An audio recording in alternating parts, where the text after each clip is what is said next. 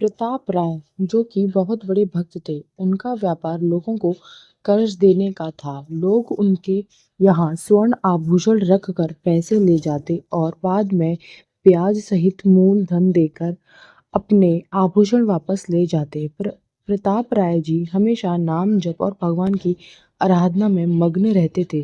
धर्म और ईमानदारी से व्यापार करने से उन्हें बहुत धन और संपत्ति प्राप्त होती। वे उससे संतों की सेवा और भंडारे आदि करते थे।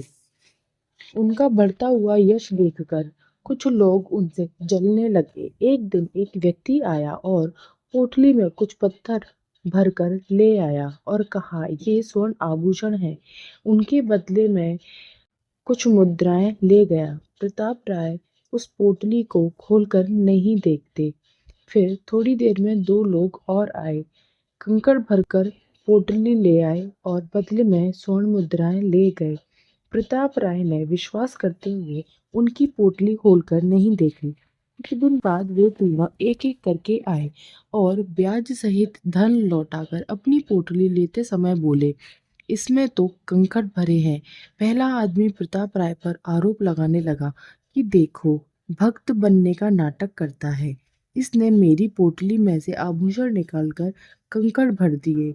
इतने में बाकी दोनों भी आ गए। उन्होंने भी यही तमाशा किया। तीनों की बात सुनकर अब सबको पक्का हो गया कि प्रताप राय जी तो सच में पाखंडी हैं और सबका विश्वास उन पर से उठ गया। लोगों ने मिलकर वहां के बादशाह को शिकायत कर दी और प्रताप राय की सारी संपत्ति जब्त कर ली।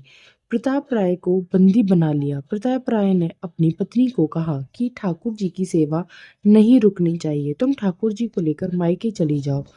पत्नी ने ऐसा ही किया। लोगों ने बादशाह को जाकर कहा कि प्रताप राय तो अपनी पत्नी को मायके भेज दिया और उनके साथ अष्टधातु की मूर्ति भी है जो कि बहुत कीमती है। बादशाह के लोगों ने भी उन्हें बंदी बना लिया और मूर्ति को बाकी सामान के साथ रख दिया। प्रताप राय बहुत चिंता करने लगे कि भगवान जी का भोग कैसे लगे, उनकी सेवा कैसे होगी। भगवान ने उनका समर्पण देखते हुए प्रताप राय को जेल में ही अपने दर्शन दिए। वहां एक जमींदार प्रताप राय के समर्थन में बादशाह से बात करने आया कि वो ऐसा कभी नहीं कर सकते, उनके लिए षड्यंत्र रचा गया है। बादशाह ने उन तीनों को बुलाया और फांसी की धमकी दी तो तीनों ने सच बता दिया। प्रताप राय सम्मान सहित अपने घर वापस आते हैं और उनका सब कुछ भी उन्हें वापस कर दिया गया। राधे राधे।